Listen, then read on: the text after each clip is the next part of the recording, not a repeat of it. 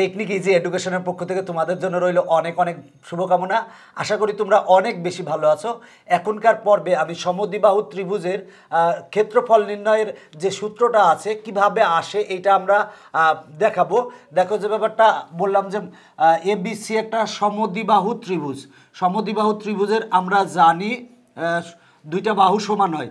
সমদ্বিবাহু ত্রিভুজ কাকে বলে? যে ত্রিভুজের দুইটা বাহু সমান তাকে সমদ্বিবাহু ত্রিভুজ বলে।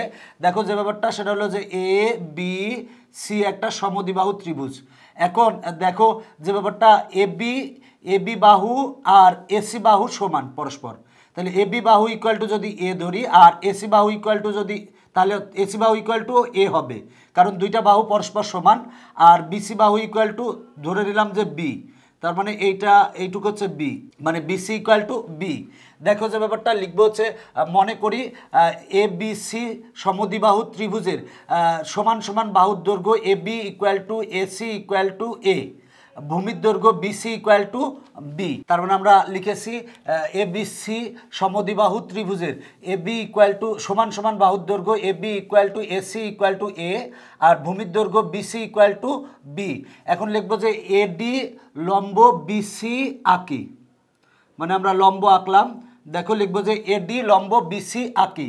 অতএব দেখো যে ব্যাপারটা এডি লম্ব বিসি আঁকছি, তার মানে যে ব্যাপারটা সেটা হলো BD equal to CD equal to B by two হবে।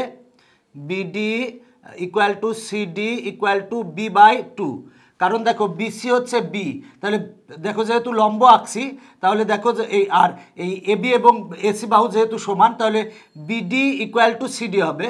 তার মানে বিডি ইকুয়াল টু হবে বি বাই টু আর সিডি ইকুয়াল টু হবে বি বাই টু।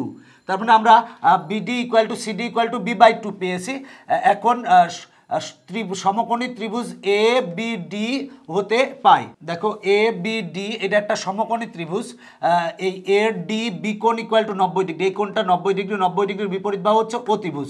তাহলে আমরা জানি পিথাগোরাসের উপপাদ্য থেকে অতিভুজ স্কোয়ার ইকুয়াল টু লম্ব স্কোয়ার প্লাস ভূমি স্কোয়ার, মানে A D square plus BD square equal to A B square. তার মানে আমরা লিখতে পারি এ ডি স্কোয়ার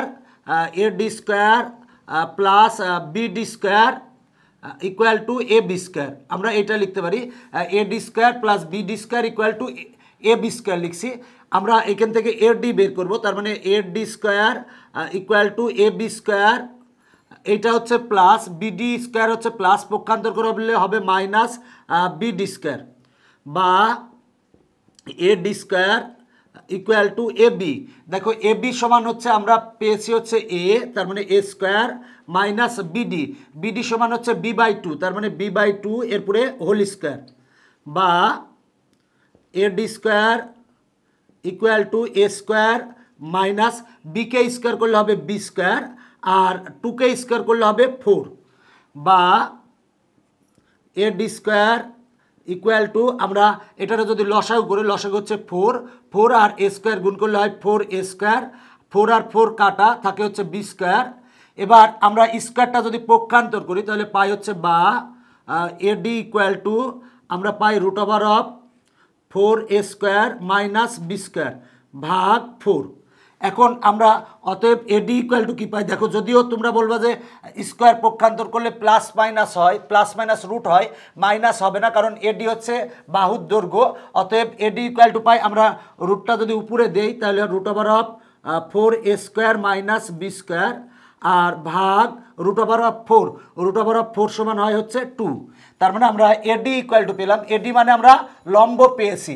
এখন আমরা মানে সমদ্বিবাহু ত্রিভুজ এবিসি এর ক্ষেত্রফল, দেখো সমদ্বিবাহু ত্রিভুজ এবিসি এর ক্ষেত্রফল, আমরা যে কোনো ত্রিভুজের ক্ষেত্রফল সমান জানি হাফ গুণ ভূমি।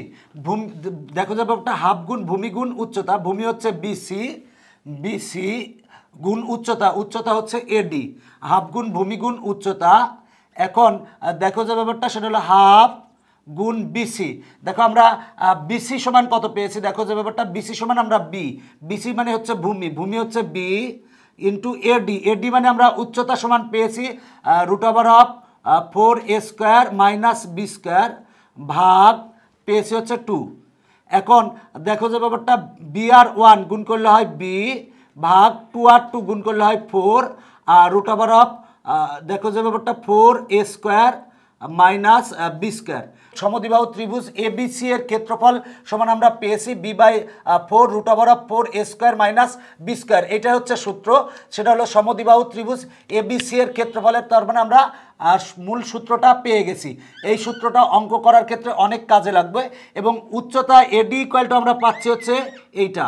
দেখো উচ্চতার সূত্রটাও আমরা পাচ্ছি, যদিও উচ্চতার সূত্র অনেক ক্ষেত্রে কম ব্যবহৃত হয়। তো দেখো যে ব্যাপারটা আমরা কিভাবে লিখেছি, সেটা হলো এবিসি সমদ্বিবাহু ত্রিভুজের সমান সমান বাহুর দৈর্ঘ্য AB equal to AC equal to A আর ভূমির দৈর্ঘ্য বিসি ইকুয়াল টু বি। এখন দেখো এডি লম্ব বিসি আঁকি। দেখো এডি লম্ব আমরা বিসি আঁকছি, তাহলে BD equal to CD equal two b/2 হবে, কারণ বিসি হচ্ছে বি, আর যেহেতু লম্ব আর এই বাহু যেহেতু সমান, তাহলে BD equal to CD equal two b/2। এখন সমকোণী ত্রিভুজ এ বি ডি হতে পাই এই ত্রিভুজের অতিভুজ স্কোয়ার, মানে দেখো যে ওটা অতিভুজ স্কোয়ার ইকুয়াল টু ভূমি স্কোয়ার প্লাস লম্ব স্কোয়ার, মানে আমরা পাই দেখো AD square plus BD square equal to A B square. এইখান থেকে আমরা এডি সমান বের করব। অতএব সমদ্বিবাহু ত্রিভুজ এবিসি এর ক্ষেত্রফল সমান হাফ গুণ ভূমি হচ্ছে বিসি গুণ উচ্চতা হচ্ছে এডি। আমরা যে কোনো ত্রিভুজের ক্ষেত্রফলের সূত্র জানি হাফ গুণ ভূমি গুণ উচ্চতা, সেটাই লিখছি। এবার বিসি সমান বি, দেখো বিসি সমান হচ্ছে বি, আর এডি সমান আমরা যেটা বের করছি সেটা বসাই দিলে আমরা সমদ্বিবাহু ত্রিভুজ এবিসি এর ক্ষেত্রফল পেয়ে গেছি। এখন যদি যে কোনো সমদ্বিবাহু ত্রিভুজের যদি সমান সমান বাহুর দৈর্ঘ্য এ এবং ভূমির দৈর্ঘ্য যদি বি দেয়া থাকে, তাহলে তুমি এই সূত্র ব্যবহার করে খুব সহজেই সমদ্বিবাহু ত্রিভুজের ক্ষেত্রফল বের করতে পারবে। এছাড়াও যদি সমান সমান বাহুর দৈর্ঘ্য এ এবং ভূমির দৈর্ঘ্য বি দেওয়া থাকে, তাহলে এই সূত্র ব্যবহার করে তুমি সমদ্বিবাহু ত্রিভুজের উচ্চতা নির্ণয় করতে পারবে। দেখো আমরা যে সূত্র পেলাম, এই সূত্র ব্যবহার করে তোমাদের পাঠ্য বইতে কিন্তু অনেকগুলো অঙ্ক আছে।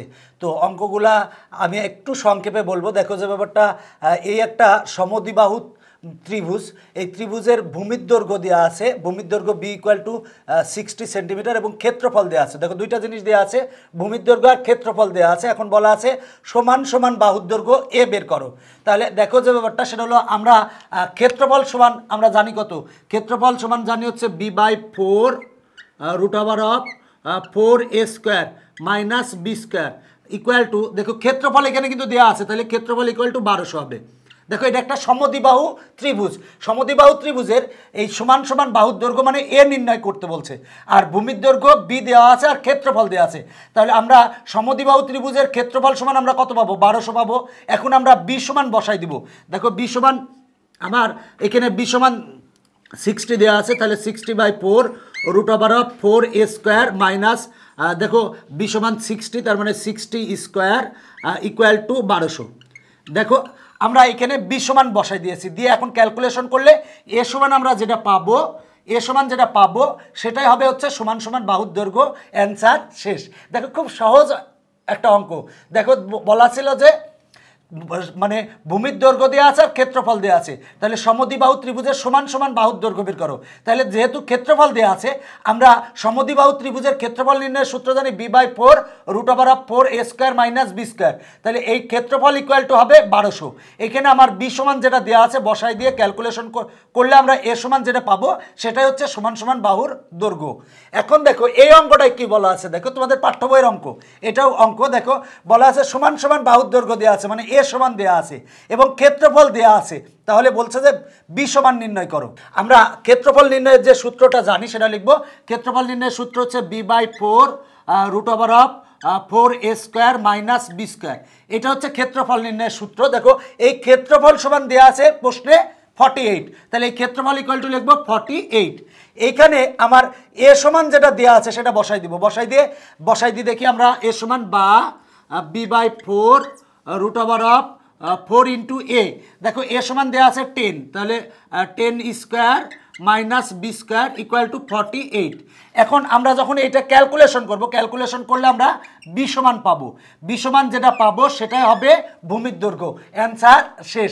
দেখো কত সহজেই অঙ্ক করা যায়। দেখো বলা ছিল যে সমান সমান বাহুর দৈর্ঘ্য মানে এ সমান দেওয়া আছে এবং ক্ষেত্রফল দেওয়া আছে, সমদ্বিবাহু ত্রিভুজ এটা। এখন বলা আছে ভূমির দৈর্ঘ্য বি সমান নির্ণয় করো। তাহলে যে ক্ষেত্রফলের সূত্র জানো, এই ক্ষেত্রফল সমান কত হবে 48। এখন আমরা এখানে যদি এ সমান যেটা পেয়েছি সেটা যদি বসাই দিয়ে ক্যালকুলেশন করলে বি সমান পাবো। বি সমান যেটা হবে সেটাই হচ্ছে ভূমির দৈর্ঘ্য। আশা করি তোমরা এই অঙ্কটা বুঝতে পেরেছো। এখন দেখো এই অঙ্কটার ক্ষেত্রে বলা আছে একটা সমদ্বিবাহু ত্রিভুজের, দেখো একটা সমদ্বিবাহু ত্রিভুজের বলা আছে সমান সমান বাহুর দৈর্ঘ্য ভূমির দৈর্ঘ্যের 5/6 অংশ এবং পরিসীমা 16 মিটার হলে বলা আছে যে সেই সমদ্বিবাহু ত্রিভুজের ক্ষেত্রফল নির্ণয় করো। দেখো কিন্তু বলা আছে, আবার বলছি, বলা আছে একটা সমদ্বিবাহু ত্রিভুজের সমান সমান বাহুর দৈর্ঘ্য ভূমির দৈর্ঘ্যের 5/6 অংশ হলে 6 অংশ এবং পরিসীমা হচ্ছে 16 মিটার হলে সমদ্বিবাহু ত্রিভুজের ক্ষেত্রফল নির্ণয় করো। তাহলে সমদ্বিবাহু ত্রিভুজের ক্ষেত্রফল নির্ণয় করার জন্য আমার এই সমান সমান বাহুর দৈর্ঘ্য আর ভূমির দৈর্ঘ্য বের করতে হবে। তো দেখো যে ব্যাপারটা, আমরা ভূমির দৈর্ঘ্য x ধরে নিব। তাহলে সমান সমান বাহুর দৈর্ঘ্য কত বলা আছে যে সমান সমান বাহুর দৈর্ঘ্য ভূমির দৈর্ঘ্যের 5/6 অংশ।